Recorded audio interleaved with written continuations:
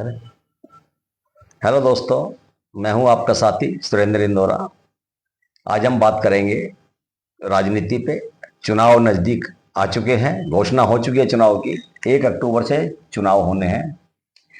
हम आज बावल की राजनीति पे बात करेंगे।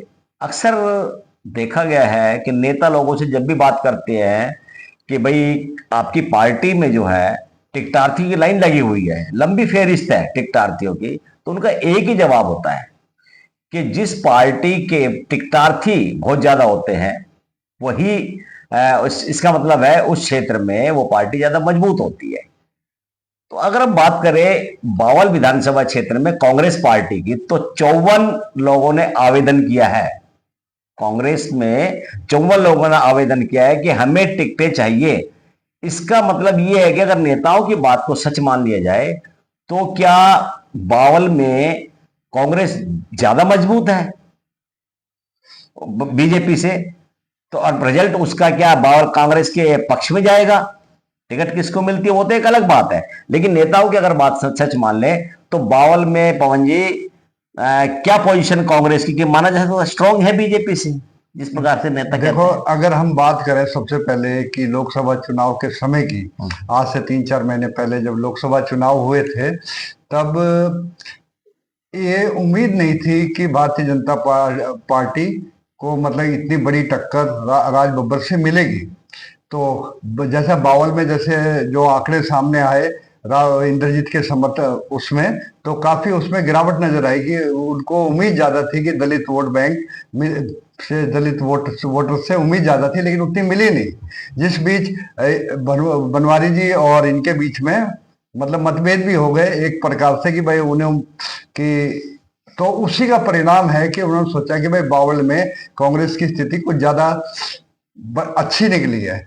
तो हालांकि इससे पहले चुनाव में 4-5 ही उम्मीदवार हुआ करते थे कांग्रेस पार्टी के टिकट के लिए, लेकिन अब सबने सोचा कि क्यों ना हम भी इस अवसर का फायदा उठाया जाए।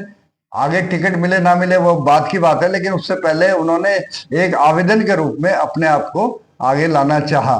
54 उम्मीदवार होना बहुत बड़ी बात है, और मेरे ख्याल से शायद हरियाणा में एक ये रिकॉर्ड भी होगा कि एक ही पार्टी के इतने टिकट के दावेदार हैं। तो अब जब आपने ये कहा कि भाई क्या कांग्रेस की स्थिति वाकई मजबूत है, तो ये भी एक सोचने का विषय है। क्यों मजबूत इतनी तो नहीं है कि वो सीट आराम से निकाल के ले जाएगी, क्योंकि बनवारी जी का जो 2 बार लगातार वो यहाँ से विधायक रहे हैं और उनका अच्छा खासा ग्राउंड है। और जब 54 आदमी एक साथ काम किसी भी एक साथ नहीं कर सकते, तो उस हिसाब से तो मेरे ख्याल से इतनी ज्यादा मजबूत नहीं है। कांग्रेस अगर एकजुट है जब तो मजबूत है, लेकिन अलग अलग सबकी है कि हर कोई चुनाव लड़ना चाहेगा, चाहे टिकट मिले या ना मिले। ना मिलने की स्थिति में वो निर्दलीय उम्मीदवार के रूप में आएगा। तो उस परिस्थिति में क्या है कि कांग्रेस इतनी ज्यादा मजबूत नजर नहीं आएगी। तो इसमें ही है, कांग्रेस बेशक मजबूत नजर नहीं आ रही है, लेकिन एक चीज तो यहां जरूर देखने को मिली है लोकसभा चुनाव से कि पिछले बार लोकसभा चुनाव में बीजेपी को जो राव इंद्रजीत सिंह जी उम्मीदवार थे उनको काफी अच्छी बढ़त, 95,000 की बढ़त मिली थी।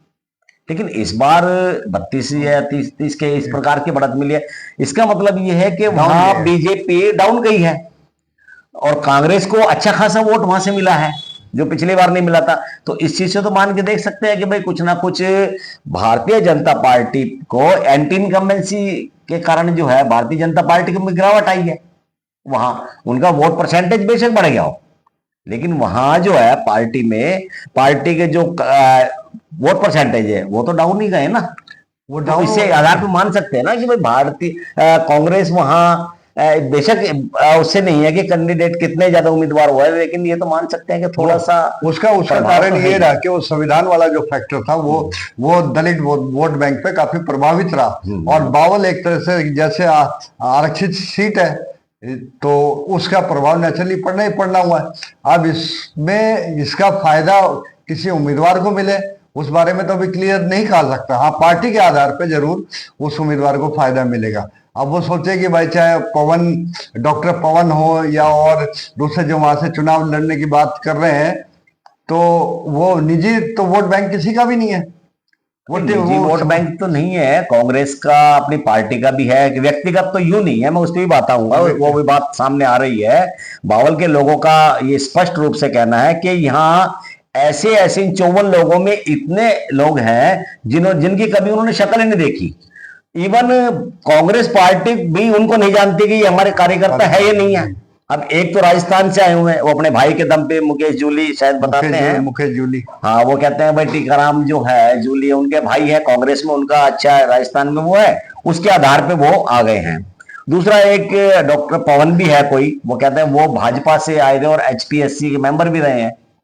बावल के लोग कहते हैं कि ये लोग जो है अब यहाँ आ गए, इन्हें पहले तो आके कभी देखा ही नहीं, 30 साल से कांग्रेस यहाँ नहीं बनी है बावल में, और ये लोग आए नहीं है। अब ये वहां अपना अपना उल्लू सीधा करके मलाइयां खा के और अब यहाँ आ गए, इनको लग रहा है कि कांग्रेस इस बार बावल में अच्छा, जैसे राजबब्बर जी को अच्छा वोट मिला और बीजेपी का वोट टूटा था, इनको लगता है कि कांग्रेस यहाँ जीत जाएगी, इसलिए ये खुद आ गए हैं जनता के बीच में कि हम आपके वो बनेंगे और हमें विधायक यहां से बना दो, जबकि जनता कह रही है हमें लोकल आदमी चाहिए, बाहरी आदमी हमें चाहिए ही नहीं, बावल के लोग कह रहे हैं। अब देखो बात करते हैं, जैसे जो पहले टिकट के दावेदार थे, कांग्रेस से चुनाव लड़ते हैं, चाहे एमएल रंगा जी हो, चाहे शकुंतला भगवाड़िया हो, जसवंत जी हैं, उनमें सक्रियता इतनी ज्यादा नजर नहीं आ रही, लेकिन जो नए नए उम्मीदवार जो मैदान में आ रहे हैं, जो दावेदारी करे कि भाई कांग्रेस से हमें, उनमें सक्रियता ज्यादा नजर आ रही है।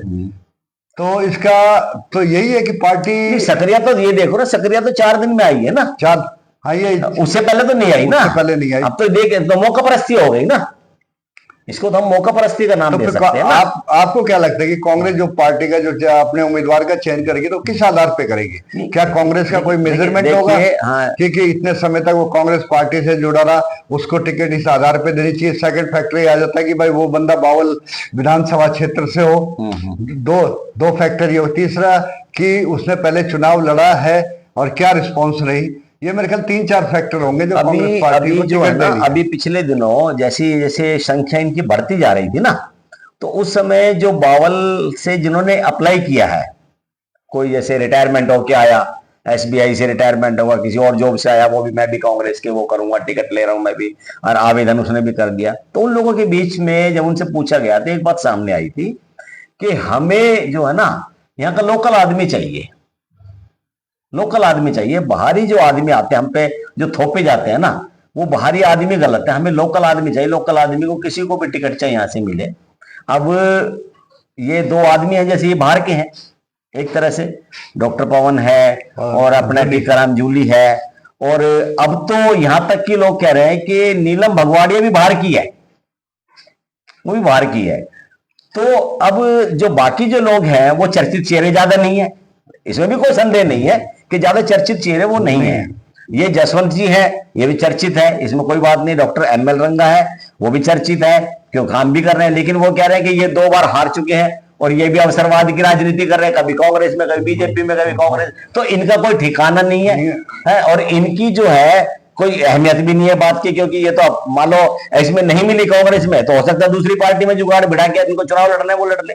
और बाकी जो चर्चित चेहरा नहीं है, सुनीता रंगा हो गई, वो भी शैलजा के ऊपर है कि शैलजा उन्हें टिकट देगी, इधर रमेश ठेकेदार जी हैं, वो भी दीपेंद्र हुड्डा और भूपेंद्र सिंह हुड्डा के नजदीक है। तो ये 5-7 चर्चित चेहरे छोड़ के मेरे हिसाब से 54 में से सारे के सारे ऐसे हैं जो अननोन से और जो ये बाहरी है। अभी हाल ही में एक और नाम जो है वो सामने आ रहा है, लेक्चरर हैं, प्रोफेसर हैं, महेश जी, हाँ, महेश जी, हाँ। तो वो ग्राउंड लेवल पे बावल हल्के में, बावल के गांव में दौरा कर रहे हैं और कहते हैं कि वो काफी पढ़े लिखे हैं, पीएचडी उन्होंने कर रखी है और वो भी अपनी दावेदारी को प्रबल मान रहे हैं। तो आपको क्या लगता है? अब आप देखिए कि जो आदमी जस्ट जॉब करके आया हो उसका पार्टी में क्या योगदान हो सकता है। इसका मतलब अगर पार्टी ऐसे लोगों को टिकट दे भी देती है तो उसका नेगेटिव इफेक्ट जाने की संभावना नहीं है क्या? तो जो कार्यकर्ता है, जो जुड़ा हुआ है 20 साल से, 10 साल से, 15 साल से, जो भी जुड़ा हुआ है कार्यकर्ता, उसको नहीं लगेगा यार मेरी से तो अनदेखी की है, मैं कैसे इस पार्टी में रुकूं। जो हेलीकॉप्टर नेता इनको बोलते हैं, जैसे राजनीति की लैंग्वेज में ना हेलीकॉप्टर नेता उतार दिया। अब जैसे पिछली बार सुनील मूसेपुर को उतारा था तो बीजेपी वाले सारे नाराज हो गए थे रेवाड़ी विधानसभा से कि हेलीकॉप्टर नेता उतार दिया। तो इस प्रकार हेलीकॉप्टर भी तो मान सकते हैं ना। मेरा मानना तो ये है कि जब दावेदारी ज्यादा हो जाती है कि 54 उम्मीदवार मतलब टिकट के दावेदार हैं जो दावा कर रहे हैं कि भाई कांग्रेस की टिकट हमें मिलनी चाहिए, उस परिस्थिति में कांग्रेस क्या कोई भी राष्ट्रीय पार्टी वो ये चाहिए कि जो पहले इनमें से विधायक कौन रहा है, जो विधायक रहा है तो उसको प्राथमिकता मिलना जहां तक है कि वो संभव है। अब इसमें बात करते हैं तो इनमें 3 जनों के नाम आते हैं। शकुंतला भगवाड़िया का आता है, बिल्कुल जसवंत बावल का आता है और डॉक्टर रंगल ML रंगा का आता है। अब ये किस आधार पे ये चयन करेंगे कि भाई शकुंतला भगवाड़िया को खुद मैदान में उतारने की बात करेंगे या कहेंगे कि भाई नीलम भगवाड़िया को टिकट दो, क्योंकि वो तो अपने बेटे के लिए नीलम भगवाड़िया के लिए टिकट मांगने का प्रयास करेगी। एजिड हो गई है शकुंतला भगवाड़िया की, तो वो लड़की को तो अब कांग्रेस को ये हाईकमान को ये तय करना पड़ेगा कि वो नीलम भगवाड़िया को दे या ना दे। अब जब बात आ गई स्थानीय उम्मीदवार के रूप में, तो हालांकि जसवंत बावल हैं वो बुड़ौली से, वो एक तरह से वो बुड़ौली से, लेकिन वो कोसली विधानसभा क्षेत्र में चला गया, लेकिन बावल से रह चुके हैं, ML रह चुके हैं। लेकिन ML रंगा है वो बावल हल्के से भी है। हाँ, तो कहीं ना कहीं ये भी संभव है कि ML रंगा को अहमियत ज्यादा दी जा सकती है कांग्रेस पार्टी, क्योंकि वो एक बार तो रहे हैं, चाहे वो इनेलो से रहे, लेकिन वो विधायक तो रहे यहाँ पे। तो आप ये मान के चल रहे हैं कि जो वर्तमान का परिदृश्य है, उम्मीदवार जो बावल से कांग्रेस में आ रहे हैं वो जो है, यानी जो इन्होंने अप्लाई किया है, नए हैं, कांग्रेस से ज्यादा उनका लगाव नहीं रहा। कुछ जो भागदौड़ बहुत ज्यादा कर रहे हैं फिलहाल, वो स्वार्थवश इस तरह से कि MLA बन जाए, किसी तरह पार्टी का ग्राफ नीचे जा रहा है, ऊपर जा रहा है कांग्रेस का, तो शायद तुम्हारी लॉटरी खुल जाए, इस प्रकार से मैदान में आए।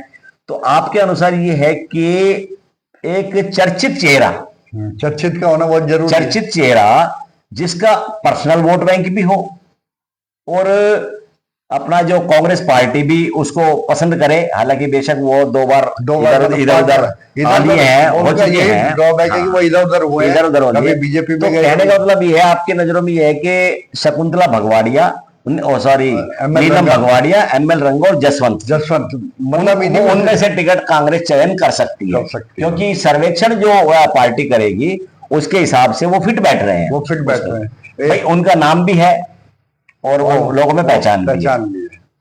तो हमारा किसी नए उम्मीदवार पे मेरे ख्याल से कांग्रेस युवा नहीं खेलेगी। अब वो देखते हैं कि भूपेंद्र हुड्डा जी और दीपेंद्र हुड्डा के यहाँ के नेताओं की कितनी पकड़ है। तो वो पकड़ की बात एक अलग है कि भाई ठीक है, जाके वहां फोटो खिंचवा ली दीपेंद्र हुड्डा के साथ, भूपेंद्र हुड्डा के साथ कि जी मैं टिकट का दावेदार हूँ, लेकिन वो भी तो अपने आप में दिमाग रखते हैं कि भाई ये बंदा वहां से टिकट निकाल पाएगा या नहीं। हाँ, तो इसलिए अनुभवी होना बहुत जरूरी है, दावेदारी बेशक चाहे किसी की भी हो। तो इस समय कांग्रेस का जो है, सरकार कांग्रेस बनाना चाहती है, पूरी तरह मूड में है, पूरी ताकत लगाई हुई है कांग्रेस ने भी सरकार बनाने के लिए। तो हमारा अपना जो विश्लेषण है, जो बावल के क्षेत्र के लोगों से भी बात हुई है कि उनको स्थानीय आदमी, मजबूत आदमी और पहचान रखने वाला आदमी चाहिए। जो नए लोग आ रहे हैं ये तो सिर्फ इस तरह है जैसे जो दाखिले के समय ना स्कूल खुल जाते हैं, उसमें बेडरूम को क्लासरूम बना लेते हैं, किचन को जो ऑफिस बना लेते हैं, तो इसी तरह वो आ जाते हैं और इसी तरह निकल के ये लोग भी आए हैं।